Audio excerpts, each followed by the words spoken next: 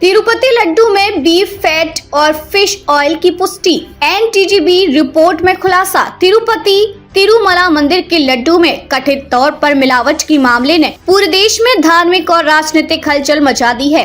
ये विवाद तब शुरू हुआ जब आंध्र प्रदेश के मुख्यमंत्री एन चंद्रबाबू नायडू ने आरोप लगाया कि प्रसिद्ध तिरुपति लड्डू, जिसे भक्त भगवान वेंकटेश्वर को अर्पित करते हैं और प्रसाद के रूप में प्राप्त करते हैं, उसमें बीफ फैट और फिश ऑयल जैसी अद्भुत चीजों का इस्तेमाल किया गया है। लड्डू में बीफ फैट और फिश ऑयल की पुष्टि एनटीजीबी की centre of analysis and learning in live stock and food lab की रिपोर्ट के अनुसार लड्डू में जिस घी का इस्तेमाल किया गया उसमें बीफ फैट और फिश ऑयल पाया गया। ये न केवल धार्मिक दृष्टिकोण से आपत्तिजनक है, बल्कि इससे लाखों हिंदू श्रद्धालुओं की भावनाओं को भी ठेस पहुंची है। मंदिर में अर्पित किए जाने वाले लड्डुओं को प्रसाद के रूप में वितरित किया जाता है और इस बात की पुष्टि के बाद धार्मिक और राजनीतिक विवाद और भी गहरा गया है।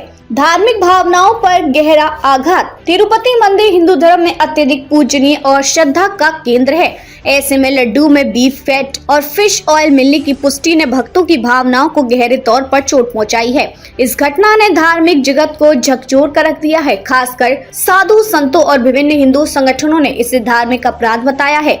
वाराणसी के संत और अखिल भारतीय संत समिति के महासचिव जितेंद्रानंद सरस्वती ने इस घटना को अक्षम्य अपराध करार दिया और इसे धार्मिक जिहाद के रूप में भी देखा।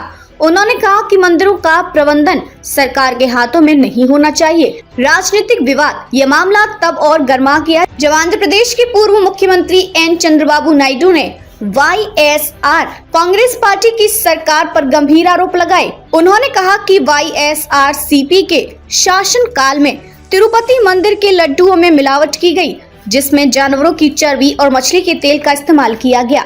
नायडू ने कहा कि यह एक धार्मिक अपराध है और वाईएसआरसीपी सरकार ने मंदिर की पवित्रता को कलंकित किया है। वाईएसआर कांग्रेस पार्टी ने नायडू के आरोपों का कड़ा विरोध किया। पार्टी के वरिष्ठ नेता और तिरुमाला मंदिर के प्रबंधन बोर्ड के पूर्व अध्यक्ष वाईवी सुब्बा रेड्डी ने कहा कि वे और उनका परिवार भगवान के सामने शपथ लेने को तैयार है कि लड्डू में किसी तरह की मिलावट नहीं की गई है।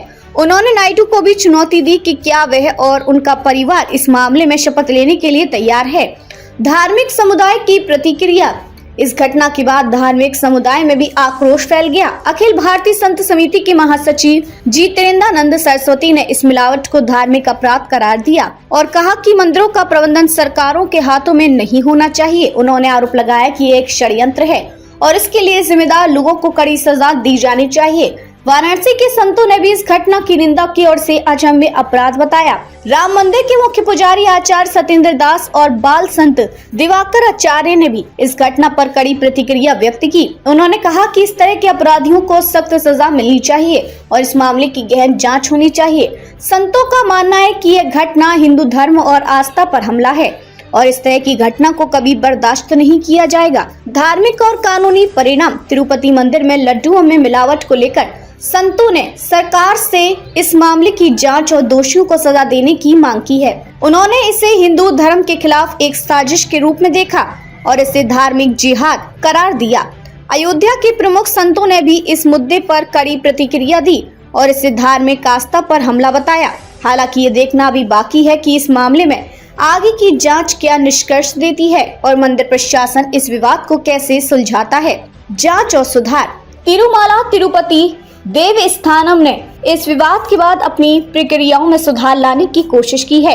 टीडीडी ने एक नई प्रयोगशाला स्थापित की है जहां घी और अन्य सामग्रियों की गुणवत्ता का आकलन किया जा सके।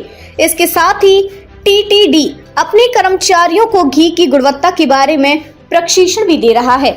यह विवाद न केवल धार्मिक बल्कि राजनीतिक स्तर पर भी महत्वपूर्ण है। तिरुपति तिरुमला मंदिर के लड्डुओं में बीफ फैट और फिश ऑयल मिलने की पुष्टि न केवल धार्मिक जगत में हलचल मचाई है, बल्कि ये मामला राजनीतिक गलियारों में भी बड़ी बहस का मुद्दा बना हुआ है। करोड़ों हिंदुओं की आस्था से जुड़े इस मामले ने सरकार, मंदिर प्रबंधन और धार्मिक संगठनों को इस ओर बयान देने पर मजबूर कर दिया है कि धार्मिक स्थलों पर पवित्रता और शुद्धता का ध्यान कैसे रखा जाए।